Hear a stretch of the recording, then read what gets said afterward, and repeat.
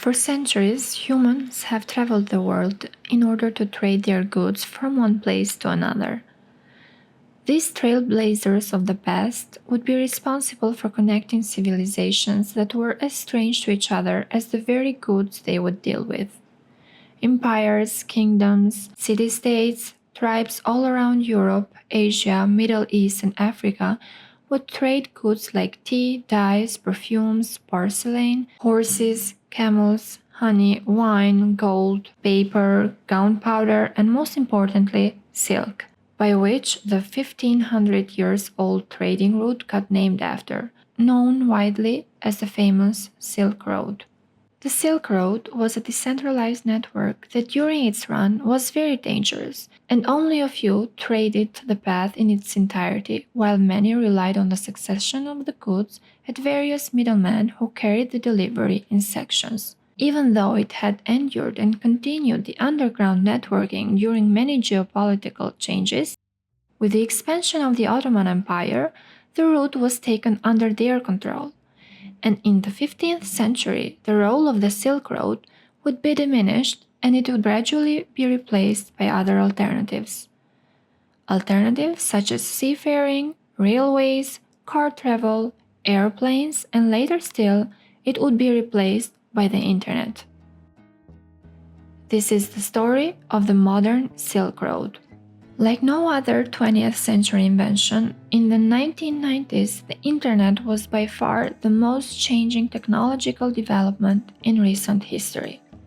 And what seemed at first that it would only serve to exchange electronic mails to each other would soon become the largest trading bay humanity has ever seen. While the internet is free and the value cannot be accurately determined, we know that trillions of US dollars are being traded around the world using different internet services such as Google, Amazon, eBay, Facebook, and all you can think of is often either monetized by ads, financed by subscriptions, or is trying to sell directly to you. And around the end of 2010, an idea sprung at a young man's head, named Russ Ulbricht. He would dream of an online marketplace where people could buy anything anonymously with no trail whatsoever that could lead back to them. To understand how he would come up with such an idea, we would need to go back in time to where and how he came about. Ulbricht grew up in Austin, Texas. He attended the University of Texas at Dallas on a full academic scholarship and graduated in 2006 with a bachelor's degree in physics. He also received an additional scholarship to attend Pennsylvania State University, where he received a master's degree in materials science and engineering. By the time Ulbricht graduated, he had become interested in libertarian economic theory and adhered to the political philosophy of Ludwig von Mises, supported Ron Paul, promoted agorism, and participated in college debates to discuss his economic views. Ulbricht graduated from Penn State in 2009 and returned to Austin. He tried trading and started a video game company, but both ventures failed. He eventually partnered with his friends Donnie Palmertree to help build an online used bookseller named Good Wagon Books. Palmertree, co-founder of Good Wagon Books, eventually moved to Dallas, leaving Ulbricht to run the bookseller by himself. Around this time, Ulbricht began planning the Silk Road, initially called Underground Brokers.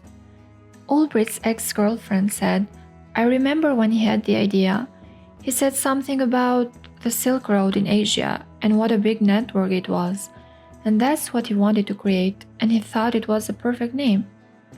Ulbricht also alluded to Silk Road on his public LinkedIn page, where he discussed his wish to use economic theory as a means to abolish the use of coercion and aggression amongst mankind, and claimed, "I am creating an economic simulation to give people a first-hand experience and what it would be like to live in a world without systemic use of force."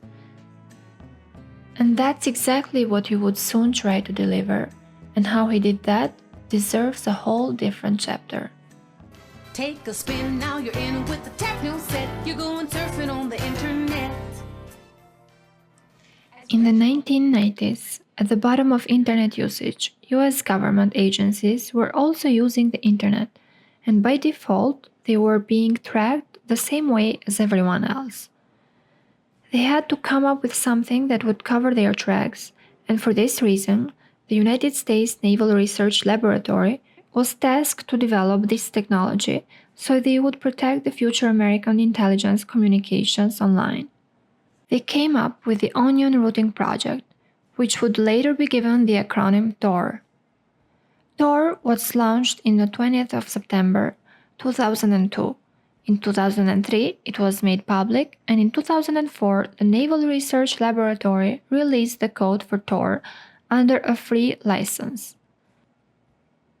After it had gone public domain, the Electronic Frontier Foundation began funding the continuation of its development. In 2006, the Tor project developers founded in Massachusetts a United States corporation under 501(c) as a research education nonprofit organization responsible for maintaining Tor.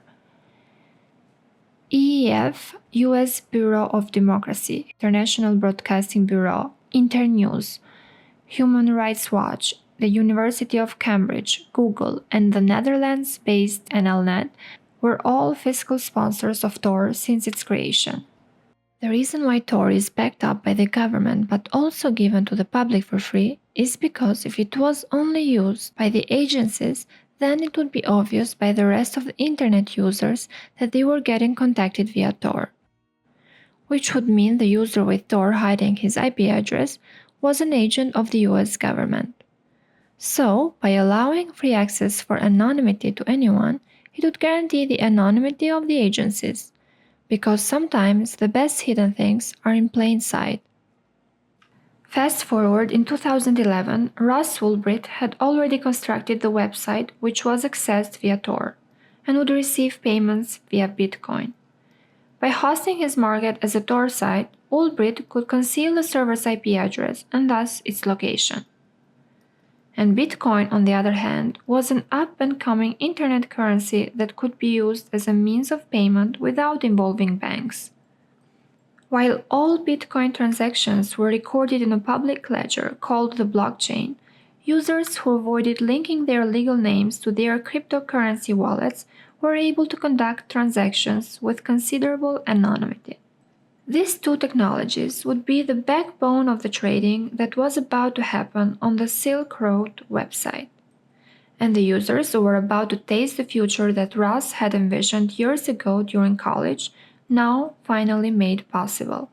In March 2013, the site had 10,000 products for sale by vendors, 70% of which were drug dealers. Drugs were grouped under the heading stimulants, psychedelics, prescription, precursors, opioids, ecstasy, dissociatives, and steroids. On the site, you could find fake driver licenses and other illicit things, but the website had also its limits. Its terms of service banned the sale of anything whose purpose is to harm or defraud, such as stolen credit cards, assassinations, and weapons of mass destruction. In 2011 article, Gawker wrote, "Through a combination of anonymous technology and a sophisticated user feedback system, Silk Road makes buying and selling illegal drugs as easy as buying used electronics, and seemingly as safe. It's just Amazon, if Amazon sold mind-altering chemicals." To purchase something on Silk Road, you first need to buy some bitcoins using a service like mt.gox Bitcoin Exchange. Then create an account on Silk Road, deposit some bitcoins, and start buying drugs.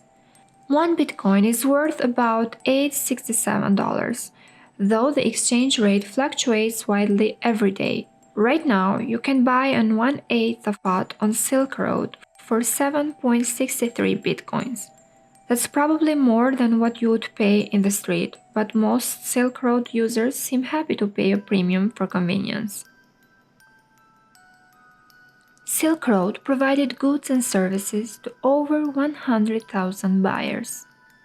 Over the years in which the website was in operation, it generated $183 million in sales and $13 million in commissions, based on the value of Bitcoin at the time of transactions. Due to the significant rise in Bitcoin value over that period, the revenue and commission are also sometimes reported to be as $1.2 billion and $80 million respectively.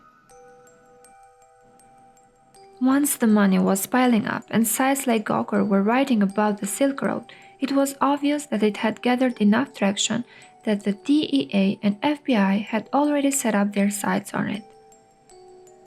The libertarian idealism of Ulbricht would prove fruitless once the government was in pursuit of him. Law enforcement broke Silk Road's cover in a number of ways. A drug agency investigator infiltrated the site and became an admin, thereby gaining inside information about the site operations, and finding Ulbricht's chats showed Pacific time, narrowing down his likely location. Law enforcement also seized a Silk Road server in Iceland and gained a trove of chat logs, further enriching their knowledge.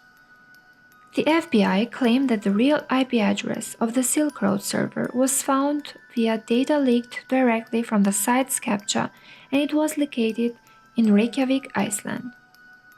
Ulbricht used the username that went by Dread Pirate Roberts, but that username would be traced back to Ross Ulbricht by Gary Elford, an Internal Revenue Service investigator who was working with the U.S. Drug Enforcement Administration on the Silk Road case in mid-2013.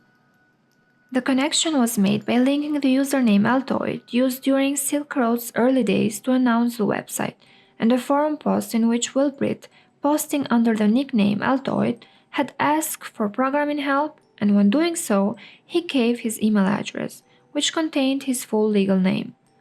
On October 1, 2013, the Federal Bureau of Investigation arrested Ulbricht at the Glen Park branch of the San Francisco Public Library and accused him of being the mastermind behind the site. To prevent Ulbricht from encrypting or deleting files on the laptop he was using to run the site as he was arrested, two agents pretended to be quarreling lovers. When they had sufficiently distracted him, according to Joshua Bierman of Wired, they quickly moved in to arrest him while the third agent grabbed the laptop and handed it to Agent Thomas Kiernan.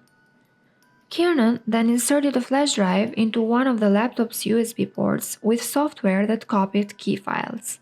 Ulbricht was ordered held without bail.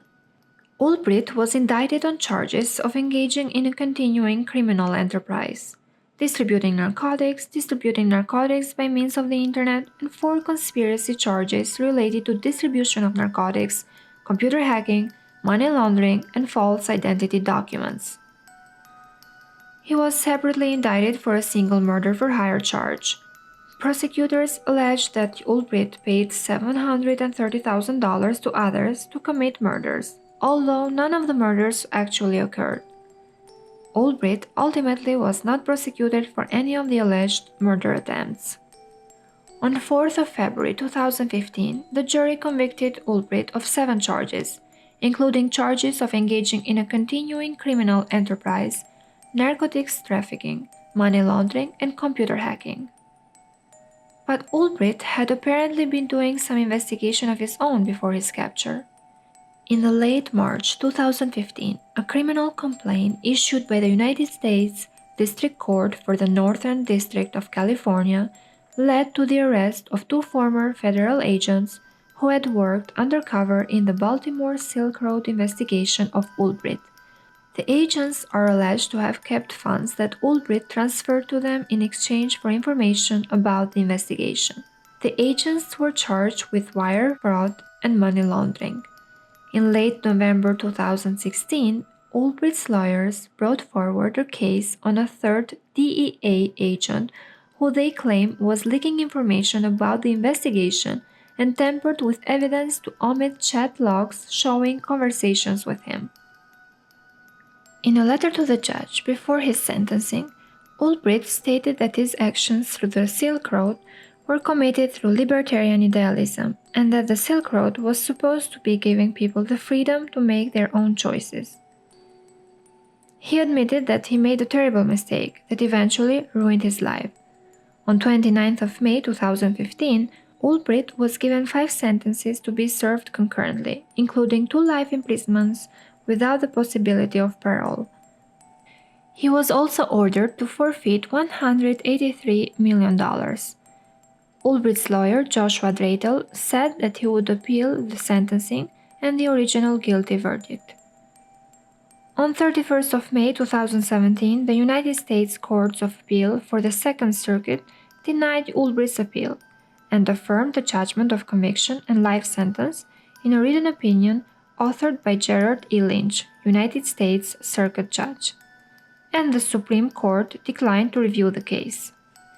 In 2015, a documentary on Silk Road and Ross Ulbricht called Deep Web was made. Later, in February 2021, the film Silk Road would be released. In 2021, Ulbricht's prosecutors and his defense agreed that Ulbricht would relinquish any ownership of a newly discovered fund of 50,676 Bitcoin, worth nearly $3.4 billion in 2021, seized from a hacker in November 2021. The Bitcoin had been stolen previously from the Silk Road back in 2013, and Ulbricht had been unsuccessful in getting them back. The US government traced and seized the stolen Bitcoin. Ulbricht and the government agreed the fund would be used to pay off Ulbricht's $183 million debt in his criminal case, while the Department of Justice would take custody of the remaining Bitcoin. In December 2021, the Ulbricht family would release Ross' writings as an NFT, which was bought for about $6.3 million at the time. Ulbricht's conviction became a cause célèbre in the libertarian circles. In May 2022, Congressman Thomas Macy called for a commutation of Ulbricht's conviction. The libertarian-oriented Reason Foundation attempted to raise funds citing Ulbricht's case without taking any legal action. And in May 2024, candidate Donald Trump said that if libertarians voted for him, he would commute Ulbricht's sentence on his first day in office.